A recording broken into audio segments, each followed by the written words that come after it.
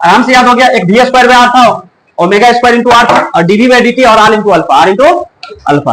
अब हम पढ़ेंगे, देखना ध्यान से, अब हेडिंग लिखना यूनिफॉर्म सर्कुलर मोशन। क्या लिखना? यूनिफॉर्म, मेरे साथ साथ लिखेंगे, यूनिफॉर्म सर्कुलर मोशन। इसको क्या लिखते हैं? Uniform circular motion, UCM, UC, uniform circular motion. सुनना ध्यान से बाबू, सुनेंगे ध्यान से, सुनिए ध्यान से, पहले सुन लीजिए, उसके बाद लिखना शुरू करेंगे। सुन लीजिए, समझ गए ना? पहले सुनिए, यूनिफॉर्म सर्कुलर मोशन में क्या होगा? मैग्नीट्यूड ऑफ वेलोसिटी क्या होगा? Magnitude of velocity remains constant. Velocity का मैग्नीट्यूड क्या होगा? कांस्टेंट होगा। तभी भी यूनिफॉर्म का होगा। यूनिफॉर्म तभी होगा जब वेलोसिटी अपना वैल्यू चेंज ना करे। यूनिफॉर्म कब बोलते हैं? जब सब लड़का का ड्रेस एक रहता है, सब स्टूडेंट का ड्रेस एक रहता है, तो अपना वेलोसिटी अपना वैल्यू चेंज नहीं करेगा, तब क्या होगा? यूनिफॉर्म। इस केस में दूसरा पॉइंट बाबू बताओ, तो वेलोसिटी का वैल्यू क्या होगा? फिक्स होगा ना? कांस्टेंट इसी का नाम होता है ना, फिक्स होगा ना। और जब भी फिक्स होगा दोस्त, तो एटी कितना होगा? एटी का फॉर्मूला होता है डीवी बाय डीटी। कांस्टेंट का डिफरेंशिएशन कितना होता है? जीरो। कितना होता है? जो कांस्टेंट क्वांटिटी, फिक्स क्वांटिटी होता है, उसका डिफरेंशिएशन करते हैं तो कितना होता है? जीरो। तो वेलोसिटी कांस्टेंट है, जो कांस्टेंट है, इसका डिफरेंशिएशन कितना हो जाएगा? जीरो। इसका मतलब एटी नहीं होगा। एटी तभी होता है सर जब वेलोसिटी अपना वैल्यू क्या करता है? चेंज करता है। क्या करता है? क्लियर है ना? इसका मतलब क्या होगा? एटी जीरो होगा। एटी कितना होगा? समझ रहे ना? एटी का ओरिजिन हुआ, वेलोसिटी अपना वैल्यू चेंज करेगा तब एटी होगा, otherwise eighty. Uniform circular motion में वेलोसिटी अपना वैल्यू चेंज नहीं करता है, इसका मतलब एटी नहीं होगा। नहीं होगा तो किसके बराबर होगा? जीरो के बराबर होगा। किसके बराबर होगा? क्लियर है? क्लियर है कि नहीं है? नहीं समझ में आ रहा है?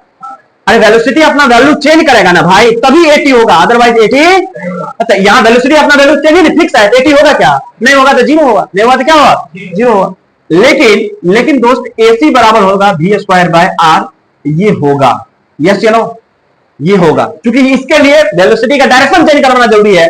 सर्कुलर मोशन है तो डायरेक्शन चेंज करेगा ही करेगा, चाहे यूनिफॉर्म हो ना नॉन यूनिफॉर्म, उसको उससे कोई लेना देना नहीं। समझ गए? कोई दिक्कत, कोई प्रॉब्लम है तो बोलिए, कोई दिक्कत है तो बोलिए।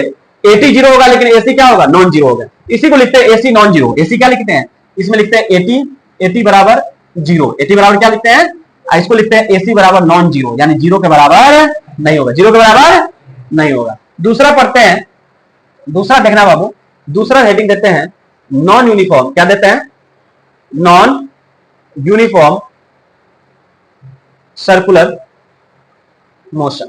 नॉन यूनिफॉर्म सर्कुलर मोशन, इसको एन यूनिफॉर्म सर्कुलर मोशन। कोई दिक्कत है क्या?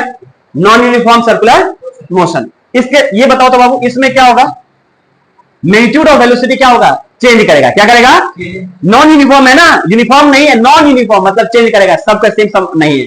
तो नॉन में क्या होगा? Magnitude of velocity, magnitude of velocity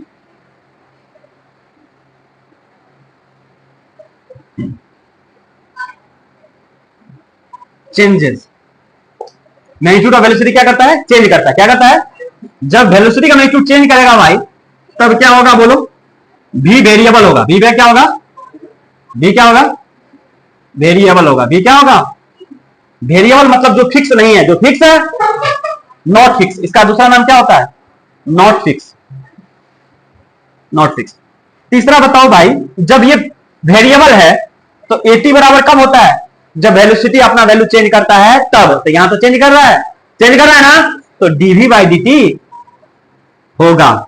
yes है ना? यानी 80 भी नॉन जीरो होगा। कैसा होगा? नॉन जीरो होगा ना? होगा, इसका मतलब जीरो बराबर तो नहीं होगा।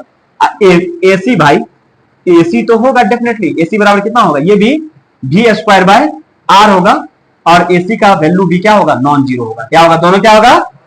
क्लियर है? यहां तक डन है ना? 80 क्यों आया? वेलोसिटी अपना वैल्यू चेंज कर रहा है, इसी वजह से AC तो हर केस में होगा। समझ रहे ना? अब देखना ध्यान से, जब इस केस में AC भी है और रंजन 80 भी है। क्या है? AC भी है और क्या है? अब बताइए, AC का डायरेक्शन ये होगा बाबू, और 80 का डायरेक्शन क्या होगा? ऐसे होगा। होगा कि नहीं होगा? तो AC और 80 के बीच का एंगल कितना है? 90 डिग्री। कितना है बाबू? 90 डिग्री है। तो आपसे पूछेगा नॉन यूनिफॉर्म सर्कुलर मोशन के केस में नेट एक्सप्रेशन बताइए। क्या बताइए? नेट एस्केलेशन मतलब टोटल, नेट का मतलब क्या होता है, इसी का रिजल्टेंट नाम भी होता है, क्या होता है, रिजल्टेंट कहो, नेट कहो, टोटल कहो। तो ये क्या होगा, जब दो वेक्टर 90 डिग्री पे होता है तो नेट निकालने के लिए क्या करते हैं, अंडर रूट फर्स्ट का स्क्वायर प्लस सेकेंड का स्क्वायर, समझ रहे हैं ना। ये याद रखना, जब दो वेक्टर 90 डिग्री पे रहेगा ना तो दोनों का नेट वैल्यू निकालना होगा। जैसे समझो ऐसे, एक आदमी हमको आगे खींच रहे हो, एक आदमी इधर 90 डिग्री पे खींच रहे हो, तो क्या हम इधर जाएंगे कि बीच में जाएंगे ना, इधर जाएंगे ना। हाँ, तो ये नेट जो होगा, नेट फोर्स जो लगेगा, नेट जो एक्सप्रेशन होगा इधर होगा ए नेट। ए नेट का वैल्यू कितना होता है बाबू, अंडर रूट एसी का स्क्वायर प्लस एटी का स्क्वायर। क्लियर है, क्लियर है बाबू। अब पूछेगा नेट एस्केलेशन जो है, बताइए नेट एस्केलेशन जो है, नेट एस्केलेशन जो है आपको पूछेगा, नेट एस्केलेशन जो है कितना डिग्री का एंगल बना रहा है एसी के साथ। नेट एस्केलेशन कितना डिग्री एंगल बना रहा है किसके साथ, नेट एस्केलेशन ये है, ये कुछ ना कुछ एंगल बना रहा है, इसका नाम अल्फा मान लिए, क्या मान लिए भाई। अगर ये 80 था तो ये भी क्या होगा भाई, इधर बताओ, ये 80 होगा कि नहीं होगा, होगा ना। अब 10 अल्फा बराबर बताओ तो क्या होगा बिट्टो, 10 अल्फा बराबर परपेंडिकुलर अपॉन बेस, यानी 80 बाय क्या होगा, एसी। क्लियर है तो बोलिए सर क्लियर है, क्लियर है ना। ठीक, ठीक है भाई, फिनिश हो गया आपका क्लास, ओवर हो गया।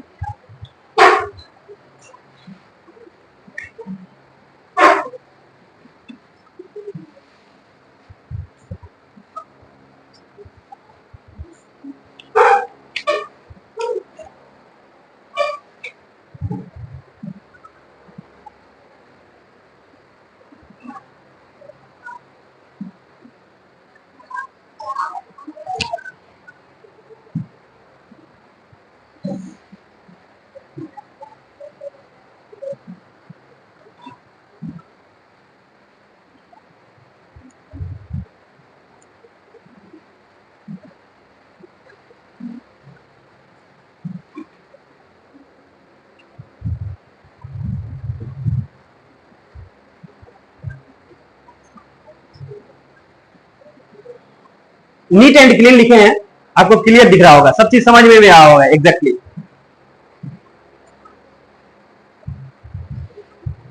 क्या रंजन, क्लास को ओवर कर दें, अब हो जाए, ठीक है, क्योंकि 5 मिनट का आपको ब्रेक मिलेगा, फिर उसके बाद मिस भी आएगी।